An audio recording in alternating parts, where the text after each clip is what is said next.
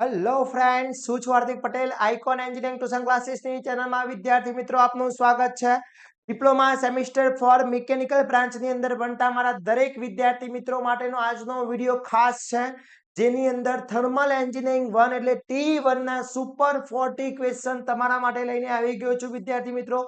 GTU નું paper T1 નું જે પેપર છે એ આમાંથી જ પેપર સેટ થવાનું છે. તો ચેનલ ઉપર નવા હોય તો ચેનલને સબસ્ક્રાઇબ કરી દેશો, બેલ આઇકોન ઓન કરી દો જેથી નવા વિડીયો આવે તરત જ નોટિફિકેશન આવી જશે. વિદ્યાર્થી મિત્રો, આપણું એક વોટ્સએપ ગ્રુપ બનાવેલું છે. જો હજી સુધી તમે એમાં જોઈન નથી થયા તો ફટાફટ જોઈન થઈ જશો, જેની લિંક ડિસ્ક્રિપ્શનમાં મૂકેલી છે, ત્યાંથી જોઈન થઈ શકો છો અને દરેક ઇન્ફોર્મેશન મેળવી શકો છો. પ્લસ વિદ્યાર્થી મિત્રો, સેમિસ્ટર ફોર મિકેનિકલ બ્રાન્ચના દરેક સબ્જેક્ટના કોર્સ બી આપણે ઇન્ક્લુડ કરેલા છે. જો હજી સુધી કોર્સ પરચેસ નથી કર્યો તો ફટાફટ કોર્સ પરચેસ કરી લેશો, એની લિંક બી ડિસ્ક્રિપ્શનમાં મૂકેલી છે. હવે અહીંયાથી હું T1 ની અંદર તમને 30 થિયરિકલ ક્વેશ્ચન આપીશ અને 10 જેવા એક્ઝામ્પલ આપીશ.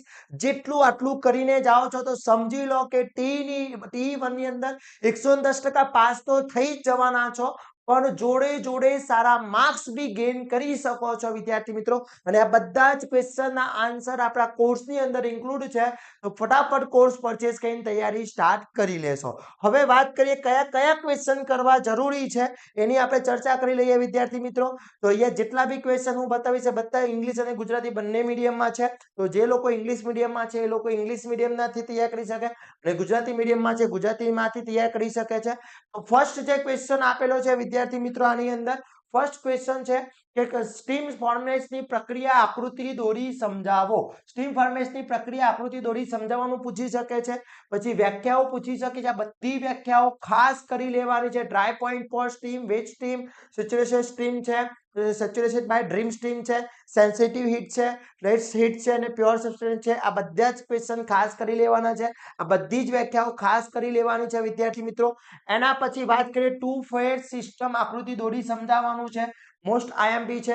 થર્મલ પાવર પ્લાન્ટનો લેઆઉટ દોરવાનું પૂછી શકે છે. Very and very most IMP question છે thermal layout. Okay, clear. Boiler એટલે શું, તેનું વર્ગીકરણ, ક્લાસિફિકેશન પૂછી શકે છે. બોઇલરની વ્યાખ્યા પૂછી શકે છે. મોસ્ટ આઈએમપી ક્વેશ્ચન છે. પરચોન બોઇલરની આકૃતિ દોરી સમજાવવાનું પૂછી શકે છે. મોસ્ટ આઈએમપી ક્વેશ્ચન છે, ખાસ કરી લેવાનું છે વિદ્યાર્થી મિત્રો. અહીંયા પહેલા થિયરી પોર્શન ખાસ કરી લેજો અને એક્ઝામ્પલ બી હું તમને આપું છું. એક્ઝામ્પલ બી એ મેથડના કરવાના છે. એ જે એક્ઝામ્પલ નથી કરવાના, એ મેથડના એક્ઝામ્પલ કરવાના છે, કારણ કે મેથડ ચેન્જ ના થાય પણ ડેટા ચેન્જ થઈ શકે છે. Okay, clear. એના પછી વાત કરીએ તો કોક્સ બોઇલર આકૃતિ દોરી સમજાવવાનું પૂછી શકે છે. મોસ્ટ આઈએમપી છે. પછી એફબીસી બોઇલર આકૃતિ દોરી સમજાવવાનું પૂછી શકે છે. પછી બોઇલર વાઉન્ડિંગ્સના નામ લખો. Water level indicator, fusible plug, safety valve આકૃતિ દોરી સમજાવવાનું પૂછી શકે છે. મોસ્ટ આઈએમપી ક્વેશ્ચન છે. બોઇલર એસેસરીના નામ લખી ઇકોનોમાઇઝર અને એર પ્રીહીટર આકૃતિ દોરી સમજાવવાનું પૂછી શકે છે. આ બધાના ડાયાગ્રામ ખાસ કરી લેજો. મોસ્ટ આઈએમપી ક્વેશ્ચનો છે, આમાંથી એક બી ક્વેશ્ચન છોડવાનો નથી. બધા જ ક્વેશ્ચન ખાસ કરવાના છે વિદ્યાર્થી મિત્રો.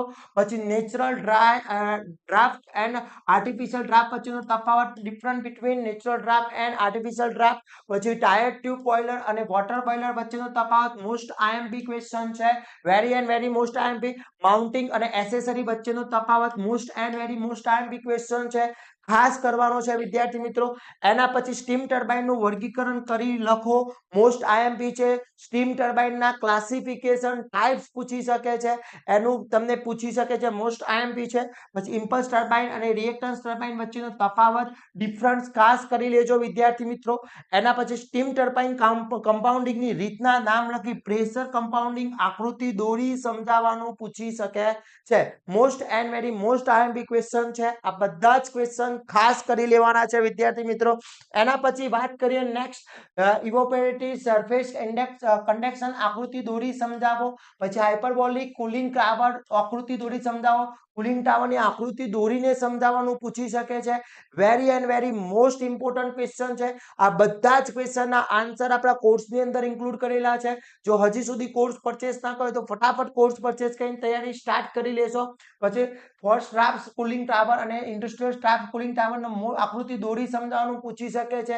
એર કોમ્પ્રેશનના ઉપયોગો ક્યાં ક્યાં થાય છે. એર કોમ્પ્રેસર મોસ્ટ ઇમ્પોર્ટન્ટ છે. Right uses of air compressor. પછી વ્યાખ્યાઓ આપો.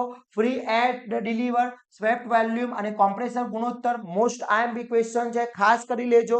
પછી રેસિપ્રોકેટિંગ એન્ડ રોટરી કોમ્પ્રેસર વચ્ચેનો તફાવત ખાસ કરી લેવાનો છે. પછી સિંગલ એક્ટિંગ રિપ્રોકેટિંગ કોમ્પ્રેસર સિસ્ટમ આકૃતિ દોરી સમજાવવાનું પૂછી શકે છે. Very and very most important છે. એના પછી મલ્ટી સ્ટેજ કોમ્પ્રેસરના ફાયદા ખાસ કરી લેજો. એના પછી એર કોમ્પ્રેસરમાં ઇન્ટરનલ કુલર આકૃતિ દોરી સમજાવને તેના ફાયદા અને ગેરઉપયોગો, યુઝિસ પણ એકલો પૂછી શકે છે. વિદ્યાર્થી મિત્રો ખાસ કરી લેવાના છે. પછી સેન્ટ્રીફ્યુગલ અને એક્સિયલ ફ્લો એર કોમ્પ્રેસરનો તફાવત, બંને વચ્ચેનો ડિફરન્સ કમ્પેરિઝન પૂછી શકે છે. એના પછી છે કે નીચેની વ્યાખ્યાઓ conduction, convection, radiation, absorptivity, reflectivity, transmissivity most IMP question છે.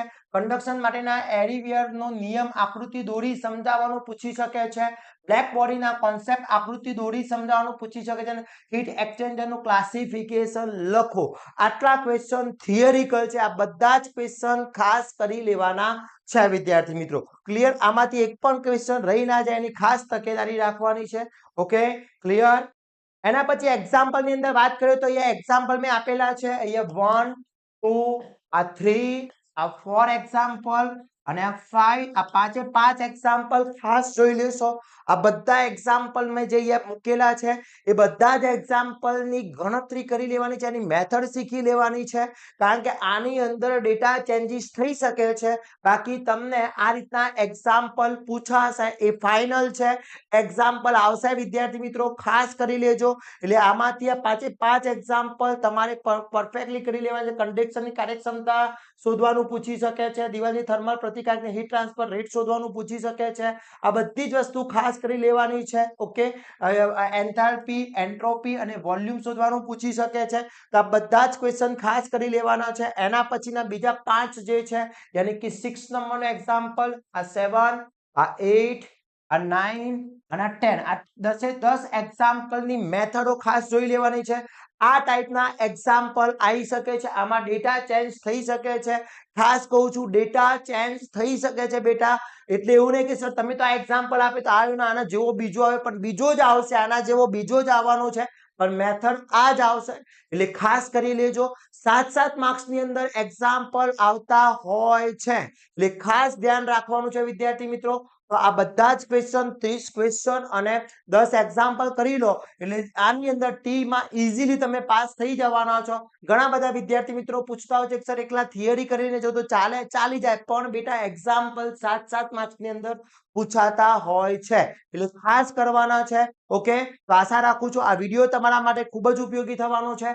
આ વિડીયોને તમારા ફ્રેન્ડ સર્કલની અંદર પણ મોકલી દેશો, જેથી દરેક વિદ્યાર્થી મિત્રો ઈઝી પાસ થઈ શકે.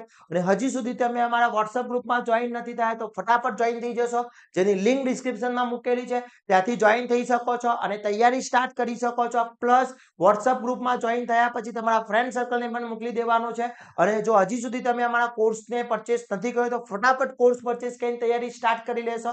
અને ચેનલ ઉપર નવા હોય તો ચેનલને સબસ્ક્રાઇબ કરી દેશો, બેલ આઇકોન ઓન કરી દો, જેથી નવા વિડીયો આવે તરત જ નોટિફિકેશન આવી જશે. અને આવા જ નવા વિડીયો સાથે નવા દિવસે મળીશું. ત્યાં સુધી વિદ્યાર્થી મિત્રો મને રજા આપશો. જય હિન્દ, જય ભારત.